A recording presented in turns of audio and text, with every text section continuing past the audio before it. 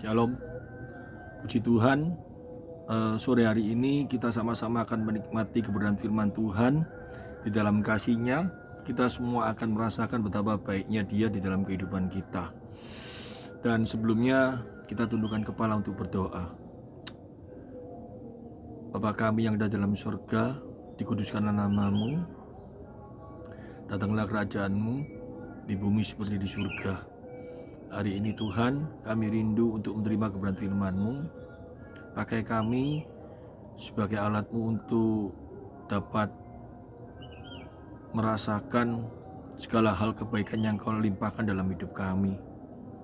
Sehingga saat kami hidup ini, kami bisa merasakan bahwa kami adalah umat pilihan Allah yang dikasihi. Dan sebentar lagi kami akan menerima berkat firman-Mu. Berikanlah kami hikmat, akal budi, kepandaian, kemampuan untuk dapat mengerti, menyimak kebenaran yang akan kami terima. Dan bukan hanya sebagai pengetahuan saja, hendaknya boleh kami terima sebagai hal yang indah dalam hidup kami, juga dapat kami lakukan dalam kehidupan kami. Berikanlah hamba-Mu hikmat, akal budi, kesehatan, supaya hamba-Mu mampu menyampaikan isi hati-Mu. Di dalam nama Tuhan Yesus Kristus, kami siap menerima berkat-Mu. Haleluya, amin. Shalom, puji Tuhan. Sore hari ini kita akan sama-sama belajar betapa baiknya Tuhan di dalam memilih kita sebagai anaknya. Dan kita semua merasa bahagia jika kita adalah manusia-manusia yang telah dipilihnya. Sebelum kita baca firman Tuhan, saya ingin memberikan satu pengalaman dalam hidup saya saat saya berhadapan dengan seseorang yang mengalami sebuah persoalan dan masalah, dan dia mengaku sebagai anak Tuhan. Dan kita mulai introspeksi diri semuanya nanti, apakah kita ini benar-benar adalah umat pilihan Allah yang selama ini kita pegang di dalam doktrin kita, bahwa Allah yang memilih, Allah yang bergerak melakukan segala sesuatu untuk hidup kita. Amin. Tetapi yang jadi persoalan dan masalah kita saat ini, apakah kita memiliki ciri-ciri orang yang telah dipilih oleh Tuhan? Karena manusia ini adalah manusia yang, kalau saya ngomong celaka ya, celakanya kita ini dalam posisi kita yang mengaku sebagai anak Tuhan, yang telah dipilih, yang telah menerima, yang telah dibenarkan, yang kemarin kita belajar, diperdamaikan, dibenarkan, dan memperoleh janji hidup kekal. Di dalam kehidupan kita yang masih ada di dunia ini, kita masih pakai tubuh yang lemah ini, ya, masih pakai tubuh yang lemah, dan ini nantinya membuat kita sulit sekali untuk mendeteksi, ya, apakah kita benar-benar umat pilihan Allah. Karena kalau ditinjau dari kebenaran firman Tuhan, sukacita bahwa kita adalah umat pilihan Allah itu senangnya luar biasa. Tapi kenyataannya di dalam kehidupan kita harus kita jujur, apakah benar-benar kita umat pilihan apa enggak. Ini adalah satu hal yang patut diuji dalam kehidupan kita. Beberapa waktu yang lalu saya memiliki seorang teman, dan teman saya ini bukan kebetulan, hidupnya Tuhan berkati secara luar biasa, secara finansial, ya. Dia memiliki seorang istri dan anak yang mereka hidup di dalam berkat yang melimpah, kalau saya ngomong seperti itu. Nah, suatu saat yang kita tahu semua ada wabah COVID ini, baru-baru ini, dan sang suami kena COVID, ya. Pada waktu sang suami kena COVID,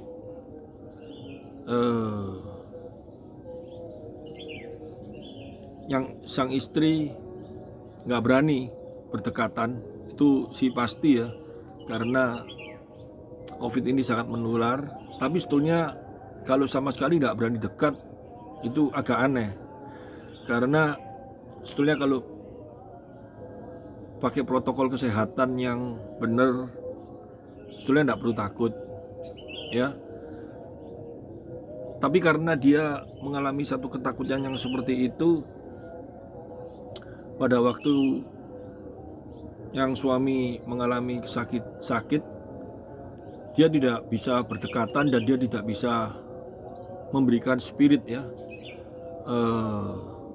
dengan dekat, mencurahkan kasihnya, memberikan spirit, memberikan masukan-masukan, memotivasi supaya tetap semangat dan kuat. Dia tidak bisa, bahkan dia menjauh dan anak-anaknya semua menjauh. Sampai suatu saat suaminya Tuhan panggil akhirnya, dan dia mulai gelisah, kecewa, tetapi dia membenarkan dirinya. Dia bicara bahwa dia tidak mau melayani, dia tidak mau dekat-dekat karena dia merasa bahwa kalau nanti dia sampai kena sekali, bisnisnya bagaimana, siapa yang menjalankan. Sehingga dia memiliki satu kebijakan di dalam hatinya bahwa sang suami boleh sakit, biar suaminya itu menghadapi sendiri, dan dia harus menjaga kesehatan, ya, supaya nanti dia jangan sampai mengalami satu kesakitan sehingga dia tidak bisa menjalankan bisnisnya nantinya, dan akibatnya nanti keluarga ini akan lebih parah. Nah, ini alasan yang dia pegang. Tetapi pada waktu suaminya dipanggil Tuhan, ada rasa satu kegelisahan dan kekecewaan yang terjadi di dalam hidupnya. Dan saya pada waktu menerima penjelasan-penjelasan seperti itu, ada sesuatu yang ganjal, ya, dalam hati saya.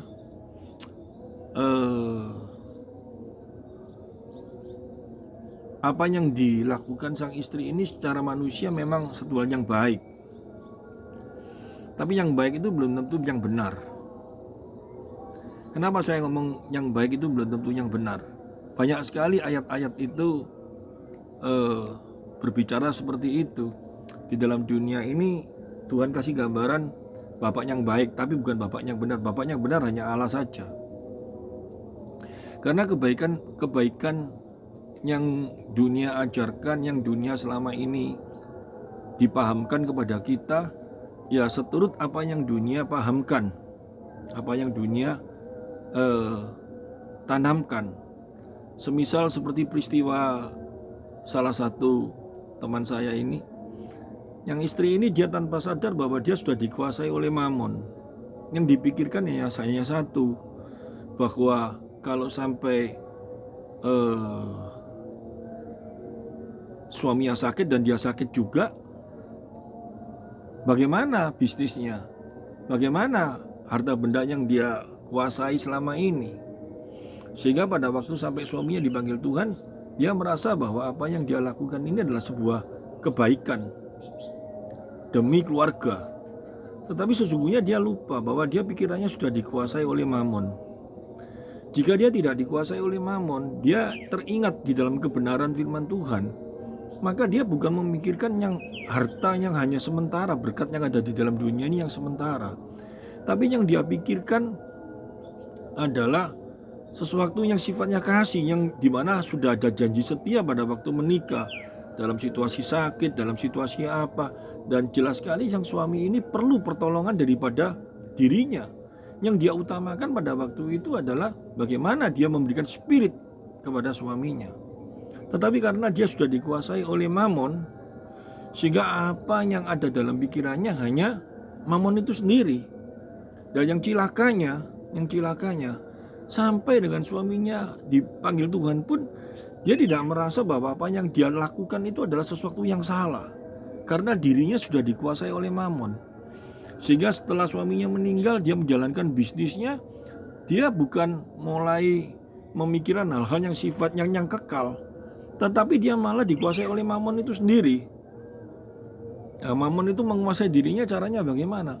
Dia merasa bahwa nanti bisnis yang dia jalankan ini sepeninggal suaminya harus lebih maju, harus dia bisa tunjukkan kepada orang semua bahwa dia mampu. Secara manusia dikatakan ini hal yang baik, tetapi saya yakin ini bukan yang benar, karena dia tidak menginsiapi kesalahan-kesalahan yang dia lakukan, dan dia mulai memikirkan hal-hal yang sifatnya yang kekal. Nah, ini banyak sekali ya orang-orang yang memiliki pemikiran yang seperti itu, yang sudah salah arah tetapi membenarkan dirinya tanpa dia sadari. Betapa celakanya orang-orang yang seperti ini. Apalagi disertai juga dengan bahwa merasa dirinya adalah umat pilihan Allah, bahwa dirinya sudah percaya kepada Kristus, sehingga apa yang dia lakukan ini tidak menyalahi kebenaran firman Tuhan. Dan dia merasa bahwa dia berhak lakukan itu semuanya karena dasarnya satu, dia ingin melindungi keluarga, tanpa disadari bahwa dia sudah berjalan di dalam prinsip dunia, yaitu melindungi sesuatu yang tidak sifatnya yang tidak kekal itu. Padahal sesungguhnya kalau dia bisa memberikan satu contoh kasihnya di dalam Kristus, dia memberikan spirit, dia memberikan satu kekuatan kepada suaminya untuk di dalam sakitnya supaya makin bisa memperlihatkan kasihnya, makin memperlihatkan keutamaan di dalam Kristus, betapa indahnya. Tetapi pada waktu suaminya mengalami kesakitan, dia makin menjauh dan dia tidak mau dekat. Sampai suaminya dipanggil Tuhan pun dia tidak bisa melihat, dan dia cuma kecewa kenapa dia tidak melayani. Tetapi dia tidak menyadari bahwa kenapa dia tidak sampai melayani itu karena dia sudah dikuasai oleh yang namanya satu itu mamon. Sehingga sampai dengan suaminya meninggal pun, sampai saat ini pun dia masih dikuasai mamon. Bahkan mamon itu lebih berkuasa lagi atas dirinya, karena dia ingin mau menunjukkan bahwa hal ini yang terpenting, bahwa hal ini yang menjadi satu kebanggaan dalam dirinya. Sangat cilaka kalau sampai hal ini terjadi dalam hidupnya. Saya berdoa supaya dia bertobat dan dia menyadari bahwa yang selama ini yang dia lakukan adalah sebuah kesalahan. Banyak sekali orang-orang percaya yang sudah mengalami hal yang demikian. Kalau saya ngomong salah kaprah, ya, salah di dalam pengertian sebagai umat pilihan. Kalau sebagai umat pilihan, pikirannya sudah tidak dikuasai oleh mamon. Sebab ada beberapa firman Tuhan, ya. Ini kalau kita lihat di dalam 1 Petrus pasal 1, ya, ayat 3 sampai dengan ayat 7, dikatakan gini, terpujilah Allah dan Bapa Tuhan kita Yesus Kristus, yang karena rahmat-Nya yang besar telah melahirkan kita kembali oleh kebangkitan Yesus Kristus dari antara orang mati kepada suatu hidup yang penuh pengharapan. Ya, tanpa Kristus kita tidak memiliki satu pengharapan, untuk menerima suatu bagian yang tidak dapat binasa, yang tidak dapat cemar, dan yang tidak dapat layu, yang tersimpan di surga bagi kamu. Ya, ini Rasul Petrus memberikan satu motivasi, ya, memberikan suatu berita kepada orang-orang Asia yang pada waktu itu mengalami satu tekanan yang sangat luar biasa di dalam hidupnya.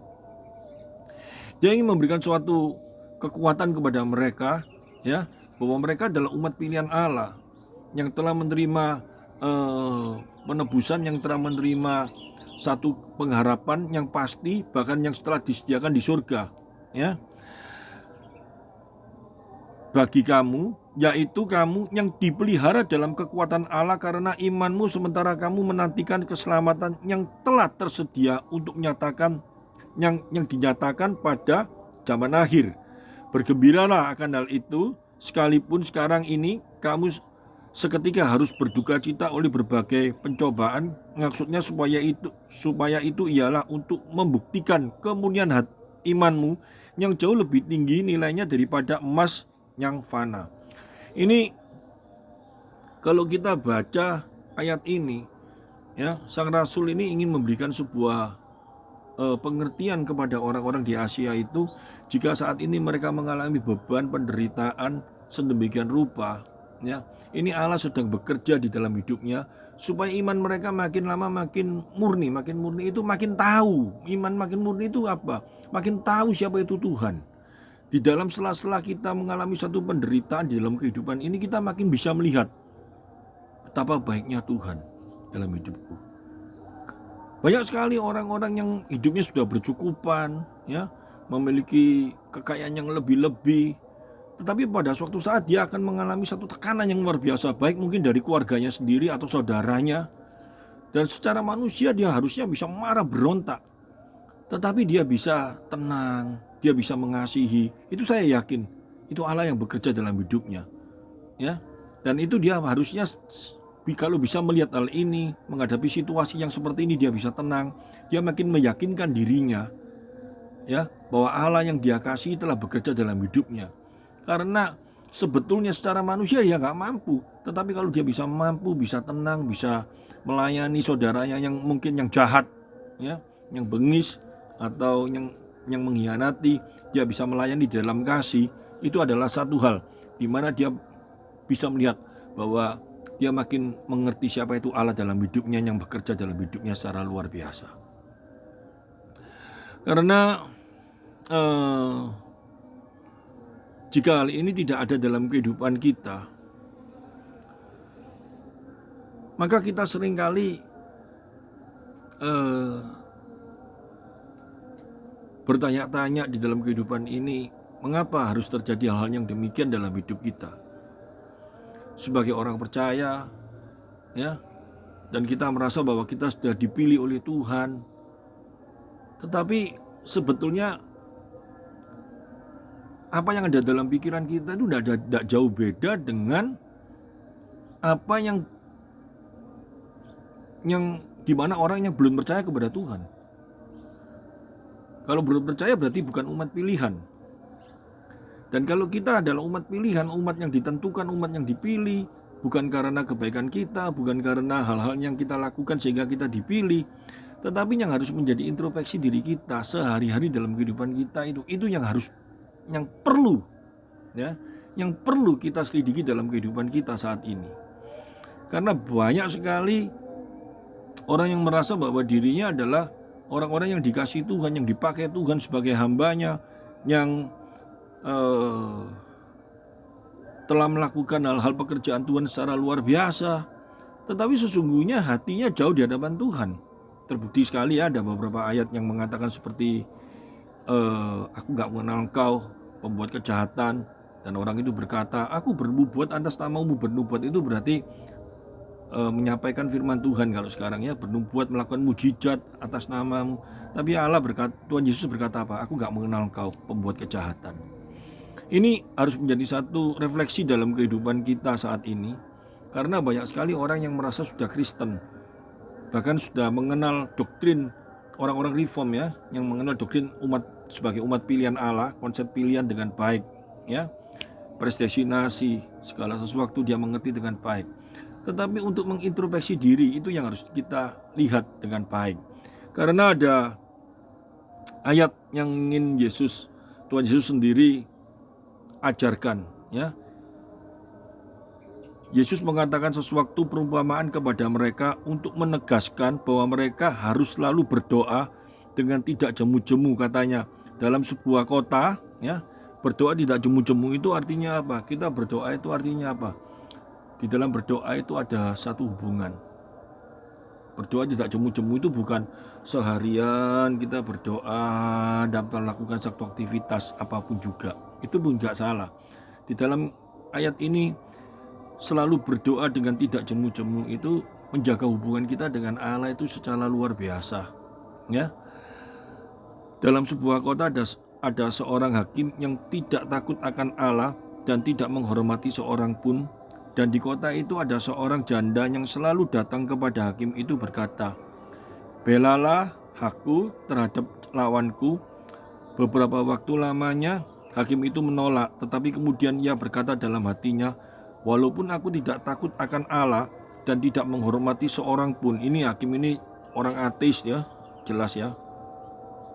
Namun karena janda ini menyusahkan aku, baiklah aku membenarkan dia, supaya jangan terus saja ia datang dan akhirnya menyerang aku. Mungkin janda ini dia takut kalau nanti datang bawa pedang atau bawa pisau, bawa pistol, ya. Dan dia mulai ketakutan. Dan Tuhan Yesus berkata, camkanlah apa yang dikatakan hakim yang lalim itu. Tidaklah Allah membenarkan orang-orang pilihannya. Orang-orang pilihannya itu artinya pasti Allah melakukan segala sesuatu. Di dalam Roma pasal 8 ayat 28, Allah itu bekerja dalam segala hal mendatangkan kebaikan bagi mereka yang mengasihi Dia. Ya, Allah pasti melakukan segala sesuatu. Siang malam yang bersuluh kepadanya. Dan adakah ia mengulur-ulur waktu sebelum ia menolong mereka?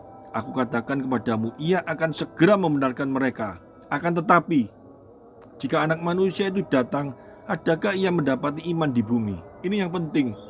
Kita selalu berkata sebagai orang beriman. Kita selalu berkata sebagai orang yang percaya Tuhan. Kita selalu berkata bahwa orang yang mengasihi Tuhan. Bahkan kita mengerti tentang konsep pilihan, bahwa secara manusia kita ini manusia yang harusnya binasa, ya, bukan karena kebaikanku, bukan karena kegagahanku, bukan karena kepintaranku. Tuhan pilih aku, ya. Dia yang memilih, dikatakan di dalam 1 Petrus tadi. Dia yang memilih, dia yang menguduskan, dia yang memberikan segala sesuatu untuk kita supaya kita bisa memperoleh kehidupan kekal itu sendiri.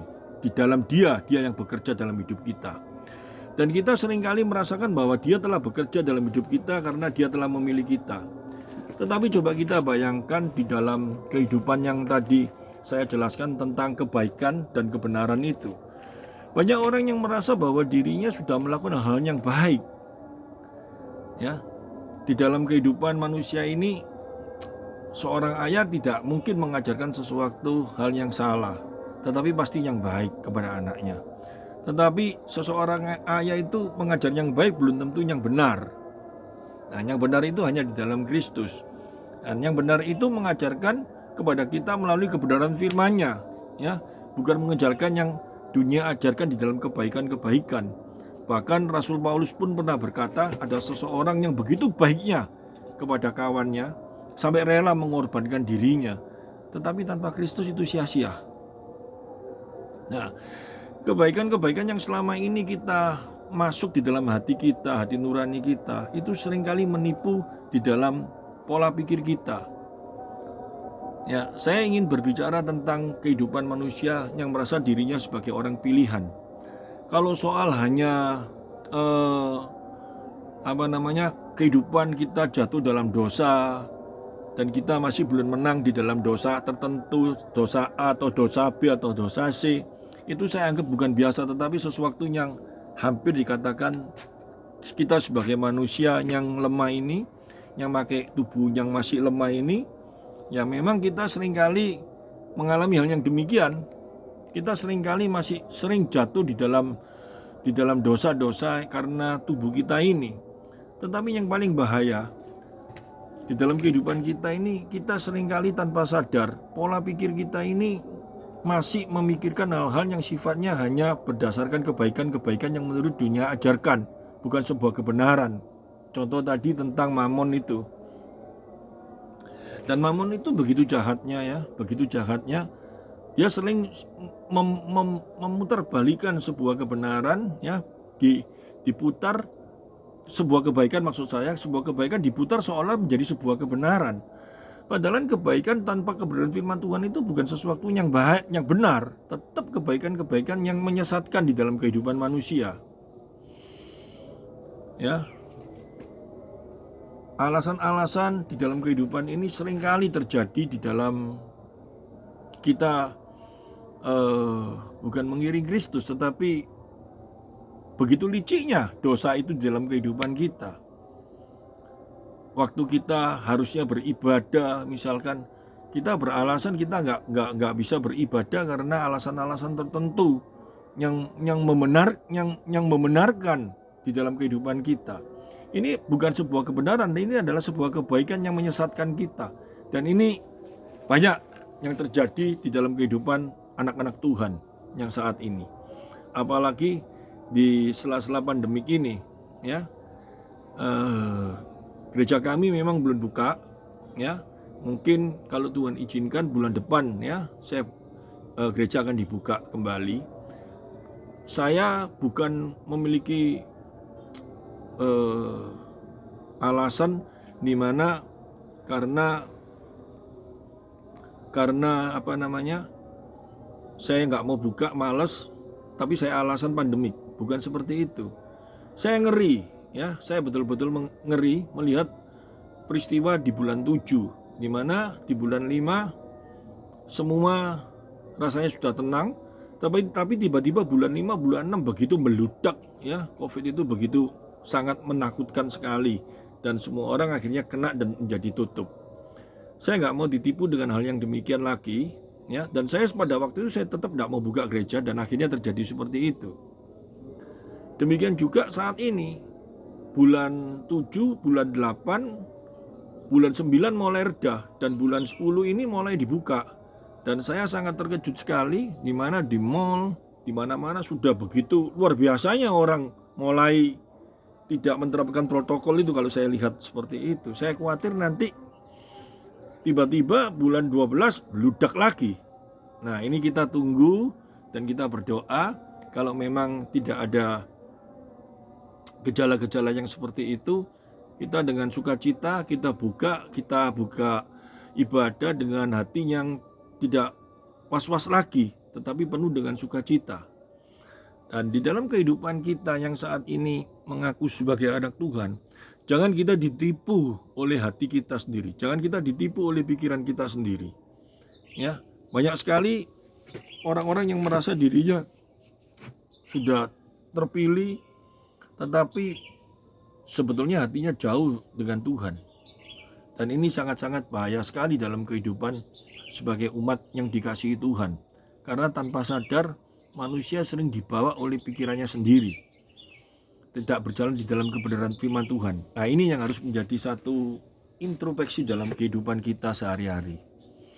Apakah saya sampai dengan saat ini masih berjalan di dalam kebenarannya, atau berjalan di dalam kebaikan-kebaikan yang menurut diri saya satu hal yang baik. Karena kebaikan-kebaikan yang ada di dalam pikiran kita itu yang pasti bukan sebuah kebenaran, tetapi kebenaran itu pasti baik. Ini yang menjadi pemikiran di dalam kebenaran firman Tuhan hari ini, ya. Karena tadi saya bacakan di dalam 1 Petrus, ya, semua orang bersukacita sekali karena mendengar berita bahwa kita dipilih, kita ditentukan ini semua. Tapi apakah benar-benar kita orang yang dipilih oleh Tuhan? Ini yang menjadi satu persoalan di dalam kehidupan kita. Nah, ciri-ciri kalau kita mengatakan bahwa kita ada orang yang dipilih oleh Tuhan, yang nyata, yang pasti, kita harus berjalan di dalam kebenarannya. Bukan kita berjalan di dalam kebaikan-kebaikan yang ditentukan oleh manusia atau diri kita sendiri, yang menurut kita, bukan menurut kebenaran firman Tuhan. Tanpa kita sadari, di dalam kehidupan kita sering tertipu dengan hal yang demikian. Ya, kita sangat ingin sekali dinilai oleh orang baik. Kita sangat sekali ingin dinilai oleh diri kita bahwa kita ini adalah orang yang baik. Tetapi kita tidak mau, bahkan bukan tidak mau, tetapi kita sering kali tidak berjalan di dalam kebenarannya. Asal orang sudah menilai kita baik, kita sudah puas. Tetapi yang harus menjadi kepuasan kita bukan manusia yang menilai kita baik, tetapi kita sudah berjalan di dalam kebenarannya dan kita merasakan betapa Tuhan disenangkan dengan apa yang kita lakukan sesuai dengan kebenarannya. Ini harus ada di dalam pikiran kita, ini harus ada di dalam hati kita masing-masing. Sehingga kita saat mengiring Dia, kita akan bersukacita luar biasa. Seperti ditulis di dalam Amsal pasal 1 ayat 7 ini sangat luar biasa sekali. Takut akan Tuhan adalah permulaan pengetahuan, tetapi orang bodoh menghina hikmat dan didikan. Memang sebuah pengetahuan, didikan yang manusia ajarkan dalam kehidupan kita itu satu hal yang baik. Tetapi jika tidak disertai dengan takut akan Tuhan, itu semuanya akan menjerumuskan kita kepada hal yang salah. Nah, takut akan Tuhan itu dalam bahasa aslinya, ya, atau kalau diterjemahkan dalam bahasa Inggris, takut ini bukan seperti seseorang yang takut melihat seekor singa, ya, ketakutan seperti itu. Tapi takut di sini memiliki sebuah pengertian di dalam kasih kita kepada Dia. Kita takut, kalau kita takut terhadap seekor singa, mungkin kalau ada singanya kita mengalami satu ketakutan karena berhadapan langsung. Tetapi kalau takut yang dimaksud di sini itu di dalam kasih, meskipun kita tidak bisa melihat Tuhan, tetapi kita mengasihi Dia secara luar biasa. Sehingga hati kita ini tidak bisa melukai Dia. Hati kita ini tidak bisa, kita sangat hati-hati sekali, ya. Kita sangat hati-hati sekali dalam kehidupan ini. Kita takut jangan sampai Tuhan tidak disenangkan dengan apa yang menjadi pola hidup kita yang salah. Apa yang menjadi tujuan hidup kita yang salah. Itu adalah takut akan Tuhan. Sehingga kalau kita takut akan Tuhan yang benar seperti ini yang ada dalam diri kita, itu adalah sebuah pengetahuan yang sangat luar biasa yang akan kita terima dalam kehidupan kita. Dan akhirnya kita akan bersukacita luar biasa. Saya percaya, ya, di mana seseorang akan takut akan Tuhan, karena kalau kita sudah takut akan Tuhan, kita akan menerima pengetahuan secara luar biasa di dalam Dia. Karena sumber segala pengetahuan di alam semesta ini hanya di dalam Dia. Sehingga saat kita mulai merasakan bahwa diri kita takut akan Dia, maka pengetahuan Tuhan itu akan mengalir dalam hikmat Tuhan itu akan mengalir dalam diri kita secara luar biasa. Hendaknya ini ada di dalam diri setiap orang percaya, ya. Dan saya yakin bahwa jika ini ada dalam diri kita, maka damai sejahtera itu akan hadir dalam diri kita secara nyata, secara luar biasa dalam kehidupan kita itu. Karena apa? Karena kita merasa yang pertama kali bahwa kita adalah umat yang dipilih Allah. Buktinya apa? Aku takut akan Dia.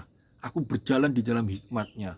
Bukan aku yang menilai bahwa diriku baik, tetapi kebenaran. Jika aku sudah berjalan dalam kebenarannya, maka aku bisa merasakan bahwa aku telah berjalan di dalam pengetahuan akan Allah yang benar. Ini hal yang indah, ya. Ini yang harus kita renungkan jika kita mengaku sebagai umat pilihan Allah. Ya, hal tadi yang saya jelaskan di dalam gambaran-gambaran itu hendaknya kita menjadikan sebuah introspeksi diri kita masing-masing. Apakah kita sudah berjalan di dalam kebaikan menurut hati kita, menurut manusia, atau kita sudah berjalan di dalam kebenarannya. Ya, renungan firman Tuhan yang pendek ini, ya, saya percaya akan menjadi berkat bagi kita semua apabila kita dapat mengerti, memohon supaya Dia memberi pengertian kepada kita di dalam hikmat-Nya. Dan saya percaya di dalam ketidaksempurnaan saya menyampaikan ini, Roh Kudus akan menyempurnakan bagi setiap anak-anak-Nya.